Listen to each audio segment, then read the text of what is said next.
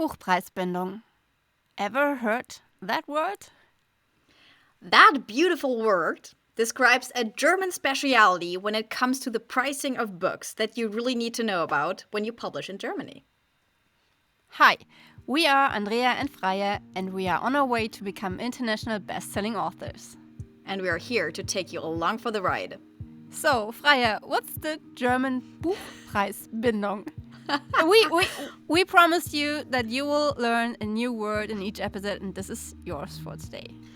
It's very beautiful, and it's one of those. You ever heard that Germans create new words by basically combining certain words? Where Buchpreisbindung is a master example of that because it combines 3 words in German. So you have Buch, which means book, Preis, which means price, and Bindung, which means setting or binding. Or connecting. It basically means that a certain price of your book is supposed to be binding and not to be changed. That's basically what the word implies. And isn't it beautiful? So, and of course, because we are Germans, there's a law for that. And since I have an expert on law here, just explain, please. So there's actually. You will learn another word now, the Buchpreisbindungsgesetz, and as you have heard, so you have the Buchpreisbindung and then you have another word just added onto that to create a new word, and Gesetz means so law. 4 words in that word, right? Yeah, this is basically what my life is all about as a lawyer. I deal with stuff like this all the time. It's great. So the thing is, so you have this law that basically requires booksellers to sell books at a price that has been set prior by a publisher. So they get, if you're a bookseller, for instance, you have a local bookstore and you order books, you order them to a certain price, and you are not allowed as a bookseller to put your own price on the book, but you have to use the price that the publisher has previously set. This is basically what the Buchpreisbindung is all about. And this is true for the first 18 months of the book's life. After that, you can adjust the price, but you have to adjust it over all places. So it's not that like one bookstore can reduce the price and the other doesn't. When you reduce the price, it has to be reduced in every bookstore and everywhere the book is sold. And this is actually something that has a bit of a history. So Andrea and I just learned that this law was introduced for the very first time in 1888. So it's 150 years old, approximately. And so it was last revised in 2002 and last updated in 2016. So it's a very old law that is still alive and is getting updates and is still in place today, which is, like I said, a German specialty. Books have a special history in German, as you might know, and this law is actually part of that history. So German book history, right? Which means in the year 1888, there were only print books, no ebooks, no audiobooks, no whatever interactive books or stuff, whatever books there are on the market, PDFs. Only print books. And what was the reason for the law? I think the goal of the law ultimately was to reduce competition between booksellers, so that all the booksellers actually had, a fair shot at competition, and to protect the diversity in the German book market. So publishers or booksellers weren't, supposed to outdo each other by setting the prices low, and I think it was something about quality insurance, keeping the diversity alive, and to actually secure the existence of bookstores. But because I think in 1888, there was, as you know, lots of, political debate and stuff. And I think the role of books and booksellers and bookstores was regarded very highly, and they were supposed to be protected of the turbulences that can occur in a free market. Yes, and I think one of the main reasons was that people choose the bookstore they buy their books from because of the quality of the service and not because of the price, right? Yeah, I think so. So it's one of those instances where you basically regulate a otherwise free market to ensure quality and diversity and to give most the most people possible access to good quality books. I think this is basically what the Buchpreisbindungsgesetz is all about, and kind of still is, I Okay, guess. but to give the most access to people would mean the lower the price, and the more people could read the book, right? So I think Not it's in But not in the 19th century. There you had to make sure that you had surviving bookstores. And I okay. think Yeah, this that's true. I think this was the point, to have, a great coverage of area with local bookstores so people could actually go there and buy books. Like pharmacies. Yeah. Okay, that's really interesting. And of course, they wanted to publishers and authors to gain their part from their books, for that they could go on writing and publishing, and thus, have the diversity going on, move on, whatever. Have the diversity Live on. persist, live on, live Pers- on. Yeah, I was sick the last few days, so please excuse. Of course.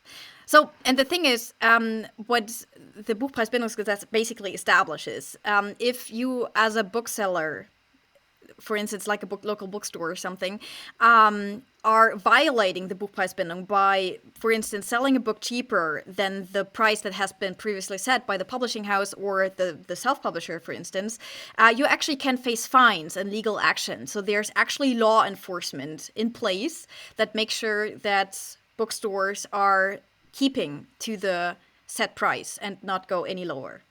Is it a Straftat or Ordnungswidrigkeit? It's an Ordnungswidrigkeit. It's not, you can't go to jail for that, but you can face legal consequences and fines and stuff, and you really don't want to do that. So Andrea, what does that? And what does that? I think it's, and I think it can. Do you know the English word for the Wettbewerbsgesetz? Competition law? I have no idea. Actually, this is also a really funny word, UWG, Unlauteres Wettbewerbsgesetz, which means basically unlawful competition law. Unlawful, yeah, but it's kind of mean unlawful competition, right? Because it's like you violate a law, and by this you have a benefit over a competitor. So why is this important for you? It is because when you publish a book in Germany, you have to stick to this law. You have to know that you cannot change the price within the first 18 months of its life, of the book. Exactly. Life. Ever since you publish. And the thing about this is, this law actually applies, well, to print books, because for them it's been originally made, and actually in theory also to ebooks, something to really consider. But there is a specialty. There's a criteria the books have to fulfill, and this is, they have to have an ISBN. We talked about ISBNs in the former episode, and one of the former episodes, because we split the former episode into threes. So the ISBN is the identical number of the book, and when the book has an ISBN and is put into the WiLK, remember that word? Oh God, but I don't remember the translation that we found. Me neither. Yeah, I'm not looking that up again. No, just listen to the last episodes. It's not that important. But only when the book is in there, you have to stick to the Buchpreisbindung. Meaning, Freya? It means if you, for instance, publish your ebooks with KDP, like we recommended in our episode about ebook distribution, your ebooks doesn't receive an ISBN. So that means it's not listed in the WiLK, which doesn't do the ebook any harm, and you are not bound to the Buchpreisbindungsgesetz. So you are actually free. You can set up the price as you want. You can make a deal out of it. You can, start with 99 cents and then put the price up or something. So you are just as free as you were otherwise. If So you are with in your country, probably. so I think this is also a huge pro that you should consider when you publish fiction and you all are already considering KDP. This is an advantage actually, so that your ebook is basically free when it comes to the pricing. So if it's getting an ISBN, if it's listed in the WiLK, you really need to consider that you have to stick to the Buchpreisbindung. So this is something to keep in mind and why it is so important for us to tell you when you consider publishing in Germany. Yes, and since we recommended giving your print books an ISBN and putting them into the WiLK, which the distributors do, this in almost every of your cases will apply to your print books you sell in Germany. But there are 3 other book types where you can Escape the law. escape the law. No, it's a loophole. It's not. So the very first book type that is not subjected to the law is, and this is really important, is audiobook. Is audiobooks. So audiobooks are not bound by the book or are not subjected to the Buchpreisbindungsgesetz because they are not just books, they are not just the printed or written word. They have also another element to it. So they are considered product of sound, I guess you can translate it loosely, because they have the speaker element to this. So there's another type of work that is, being combined in there. You don't just have the book, you also have the sound element to this, and which is the reason why they are not why the Buchpreisbindungsgesetz is not applicable to audiobooks. So when it comes to if you publish an audiobook to your book in Germany, you are free to set up any price that you want and to change the price whenever you want. And to set up different prices for different retailers. Exactly. And then there are 2 types of print books where you can escape the Buchpreisbindung, which probably will not apply to you because this normally requires a storage. And these are secondhand books. So when you sell your book, somebody gave back your book to you, why ever, and you just sell it again. And Mängelexemplare, which is another nice German word. And these are books that have kind of a damage. Sometimes I heard from different people around different corners that some publishing houses intentionally damage their books. Really? Yes, because they have the print run they did. They have too much book left. The storages are full, so they take a scratcher or they put scratches into the books. And now they cannot be sold as new, but they can be sold as damaged books. And for damaged books, the Buchpreisbindung does not apply.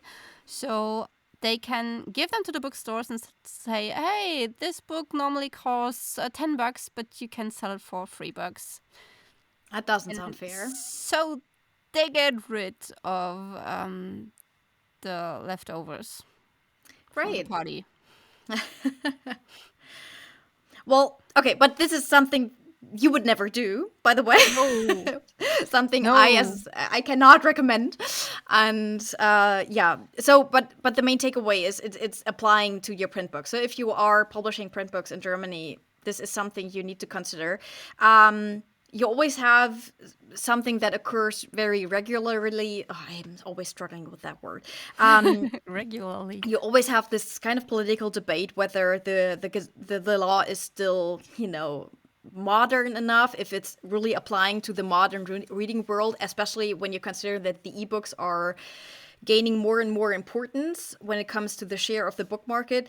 But I think as of today, there is still a lot of support for the Buchpreisbindungsgesetz, so people are not really, so it's not very likely that this law is ever going to go away in the next few years. And because I think local bookstores are very much pushing for it to remain in place. So this is why it's really important for us to tell you about this, because it's something that is not going to go away anytime soon, and something you really need to consider when it comes especially to your print books.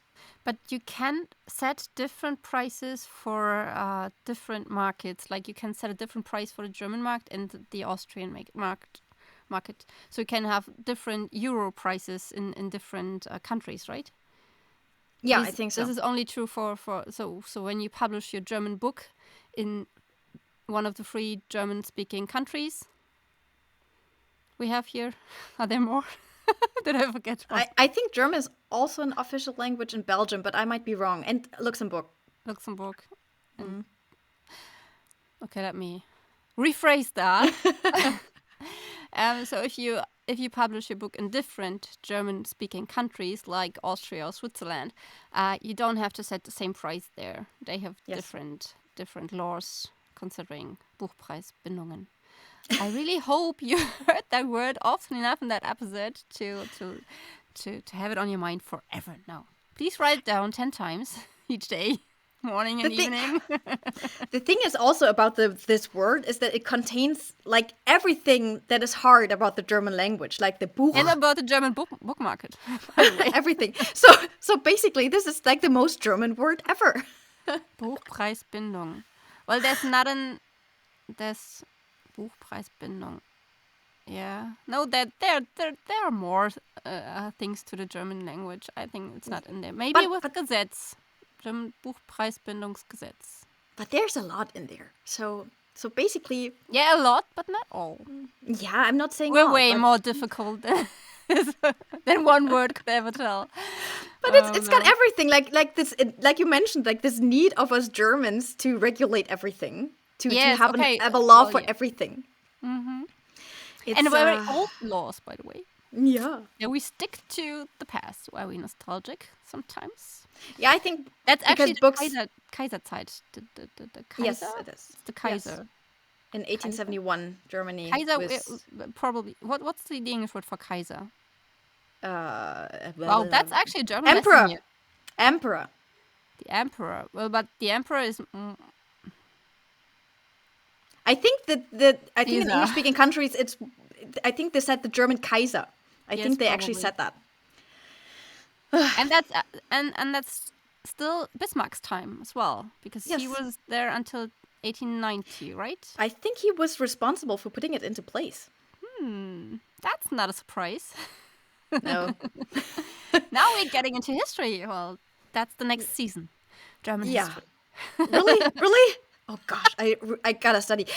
So guys, I think before we digress too much, I think we're gonna leave it at that. And so you have learned a lot today, I guess, especially about Germans and their need to regulate everything, and also their love for books. There's a lot of love for books in this law, so please consider this and be mild when judging us. There is, yes, because it puts books above all other products, exactly. I guess, in a way. Mm-hmm. They're special. They're not just like just like cigarettes. Other product. Yeah, because the prices for cigarettes are as high as well, but that's for tax reasons. I don't smoke. No, and it's because cigarettes are dangerous. Books are special because they are good for you. So this is totally different. Not always, considering history, but yeah. Okay. She's folding her hands like she's praying. Oh, Andrea, stop it! Oh my god. I wish you could see my face right now. Or no, I'm glad that you don't. No. I told her before. She looks like... Have you seen Gilmore Girls A Year and a Half? In the 4th episode, in the autumn episode, there's this Life and Death Brigade scene where Rory's at the Stars Hollow Gazette, and this old woman, is holding the flashlight underneath her face, and she's saying, "In omnia paratus." And Freya just looks like that. Yeah, and for a second there, I thought you were going to tell people that I look like Rory Gilmore. Like yes, you said before too. But yes, she does. Exactly like Rory Gilmore. Like, not exactly. Like Rory Gilmore in one of the first episodes, but without the chubby cheeks. Okay. Now, okay. The chubby childish cheeks. Okay. Okay. She's Guys, beautiful. thank you. Guys, we really need to stop now. I'm getting red again. So, Oh, we had that last episode, yeah, we right? had that. We I'm had always that already. So, complimenting you. yeah, it's okay. Guys, it was a pleasure.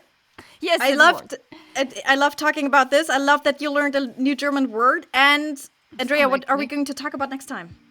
We're going to talk about another nice German word. I have a guess. Another nice German law, by the way. It's Titelschutz. Oh, beautiful, isn't it? And there we have... No, we don't.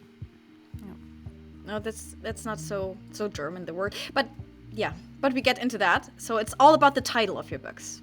And the protection of the title and stuff. Sounds cool. So it's a protecting law. Always the best. And we have a lot of them. Yeah, we do. Yes, we do. But hey, it's Do getting you me a feel job. protected? Yes, it got her job. It got... Yeah. Okay, that's it. We're just babbling. By the way, it's Monday, the 6th of March. And thank you for sticking with us through all our And we will blabbling be at the London Book Fair in like 42 days. next month. Oh my god, how crazy is that? Oh my god. I can't What wait. did I say? What did I say? Just, I forgot. 42 days? That's like Yeah. 6 weeks. It's exactly 6 weeks. Oh my god. Oh my god, I'm excited. Me too. Great. So, hope to see you there, guys. And see you soon. See you soon. Bye. Bye bye.